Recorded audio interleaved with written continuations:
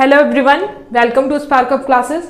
आई hope आप सब बहुत अच्छे होंगे और आप लोग की तैयारी भी बहुत अच्छी चल रही होगी कंपार्टमेंट एग्जाम की।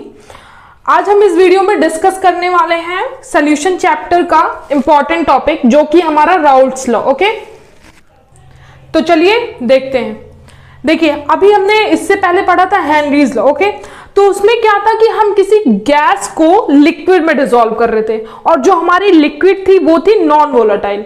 अब अगर हम राउल्ट्स लॉ की बात करें तो इसमें जो लिक्विड्स हम लेते हैं वो होता है हमारा वोलेटाइल। अब यहां पे हम बात करें कि नॉन वोलेटाइल और वोलेटाइल होता क्या है, तो जो वोलेटाइल सॉल्वेंट्स ऐसे होते हैं जिनको अगर हम हीट करेंगे तो इनका वेपर फॉर्म होगा और ये प्रेशर लगाएंगे। ओके, और नॉन वोलेटाइल ऐसे लिक्विड्स जिनको हीट करने पे कोई वेपर का फॉर्मेशन नहीं होता है।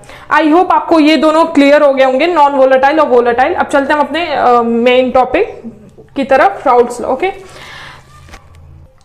तो राउल्ट्स लॉ होता क्या है, ठीक। For a solution of volatile liquid the partial vapor pressure of each component of solution is directly proportional to its mole fraction present in solution। ठीक, अगर हम आपको राउल्ट्स लॉ इजी वे में समझाएं तो देखिए, जब हम किसी एक वोलेटाइल लिक्विड को दूसरे वोलेटाइल लिक्विड में डालते हैं तो जो हमारा टोटल प्रेशर होगा वो कितना होगा, यही हमें बताता है राउल्ट्स लॉ। और सेकेंड इसका सिनेरियो होता है कि जब हम किसी एक वोलेटाइल सॉल्वेंट में किसी नॉन वोलेटाइल सोल्यूट को डिसॉल्व करते हैं तो उस टाइम पे टोटल प्रेशर कितना होता है, ये होता है हमारा सेकेंड जो लॉ है राउल्ट्स का वो। और इसको हम बोल सकते हैं relative lowering in vapour pressure, जो कि हम आगे आपको बताएंगे। ये हम इसको एक सिनेरियो के थ्रू समझते हैं। देखिए, यहाँ पे कोई समझिए एक सॉल्वेंट है ए इन अ प्योर स्टेट। जब हम इसको हीट करेंगे तो क्या होगा कि इसका जो है वेपर फॉर्म होगा, ठीक। और ये हीट करने पे वेपर फॉर्म करेगा और इसमें जो वेपर प्रेशर होगा वो मान लिया हमने P0 है। अब इसी तरह सेकेंड हमने कोई वोलेटाइल लिक्विड लिया, जब हम इसको हीट कर रहे हैं तो इसमें जो वेपर प्रेशर होगा वो होगा हमारा P0B in a pure state. अब इन दोनों को जब हम मिक्स करेंगे तो हमारा जो सोल्यूशन फॉर्म होगा वो हमारा A का भी होगा और P का, दोनों मिक्स करेंगे, दोनों जो है मिला के फॉर्म होगा। तो जब हम इसको हीट कर रहे हैं, ठीक, तो इसमें अब जो हमारा वेपर फॉर्म होगा वो हमारा A का भी होगा और प्लस B का भी होगा, ठीक, सॉरी B का होगा। अब जब हमारा जो सोल्यूशन है उसके अगर हम टोटल वेपर प्रेशर की बात करें जिसको PT से डिनोट करेंगे तो वो क्या होगा हमारा T is equal to PA partial pressure of A plus partial pressure of B। Okay, partial, ये हो गया हमारा total vapour pressure in solution. अब हमारा जो पार्शियल प्रेशर ऑफ A है उसको हम PA को लिख सकते हैं P0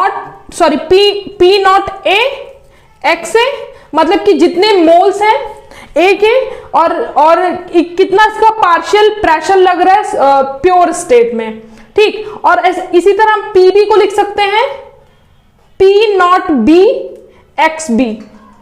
आई होप आपको इतनी चीजें क्लियर हो गई होंगी। अब अगर हम टोटल प्रेशर की बात करें, PT की बात करें तो वो हमारा क्या हो जाएगा P0A XA plus P0B XB। Okay, ये हो गया हमारा टोटल जितना सोल्यूशन का प्रेशर है, वेपर प्रेशर, वो हो गया। देखिए, अब यहां पे हम लिख सकते हैं XA mole fraction of A plus mole fraction of B is equal to 1, ठीक। ये होता है हमारा पहला राउल्ट्स का पहला लॉ, जिसमें हम किसी भी वोलेटाइल लिक्विड को जब हम दूसरे वोलेटाइल लिक्विड में डिसॉल्व करते हैं तो कितना उसका टोटल प्रेशर होगा उसको देखा हमने, ठीक। एंड आई होप आपको ये इतनी सारी चीजें क्लियर हो गई होंगी। अब चलते हैं हम अपने सेकेंड जो सिनेरियो है कि जब हम किसी भी नॉन वोलेटाइल सोल्यूट को डिसॉल्व करेंगे वोलेटाइल लिक्विड में तो हमारा प्रेशर कितना होगा, टोटल प्रेशर, उसको देखते हैं। अब देखिए, मान लिया हमने यहाँ पे कोई सॉल्वेंट है, वोलेटाइल सॉल्वेंट, ठीक, जिसका हम जब हम हीट कर रहे हैं तो यहाँ पे वेपर बन रहा है। ओके, तो इसका जो हमने वेपर पार्शियल वेपर प्रेशर माना वो है P नॉट ए। ठीक, अब सेकेंड हमारा जो है दूसरा जो है सॉल्यूट है जो कि नॉन वोलेटाइल सॉल्यूट है, नॉन वोलेटाइल। ओके, जब हम इसको हीट करेंगे, इसको मान लेते हैं हम बी, तो इस पे कोई भी जब इसको हीट करें तो इसका कोई भी वेपर तो फॉर्म नहीं होगा, तो इसको जो पी नॉट बी है वो जीरो होगा। क्यों, ऐसा क्यों हुआ? क्योंकि इस पे जब कोई वेपर फॉर्म नहीं हो रहा है तो ऑब्वियस है ये कोई प्रेशर भी नहीं लगाएगा। ठीक, अब जब हम इन दोनों को मिक्स करेंगे, ओके, तो इसमें क्या होगा कि हमारा जो ए है सिर्फ उसी का वेपर फॉर्म होगा। ओके, उसी का वेपर फॉर्म होगा और ये सिर्फ यही जो है इसी का प्रेशर भी लगेगा, वेपर प्रेशर लगेगा। ठीक, तो अगर हम इसके टोटल प्रेशर की बात करें कि यहां पे टोटल वेपर प्रेशर होगा कितना, तो PT is equal to PA plus PB, sorry PB।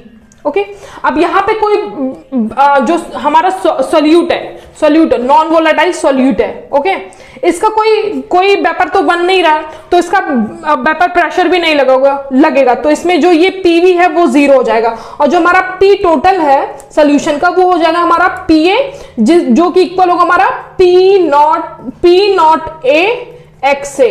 Okay, P naught A x A, मतलब कि partial pressure of A into mole fraction of A। अब देखिए ये जो हमारा x है, अभी हमने पीछे रिलेशन क्या पढ़ा, XA plus XB is equal to 1। तो अब हम यहां से XA की वैल्यू लिख सकते हैं, XA is equal to 1 minus XB। अब जब हम इस XA की वैल्यू पुट करेंगे इस इक्वेशन में तो हमें क्या मिलेगा, जो हमारा टोटल प्रेशर होगा PT is equal to P naught A 1 minus XB।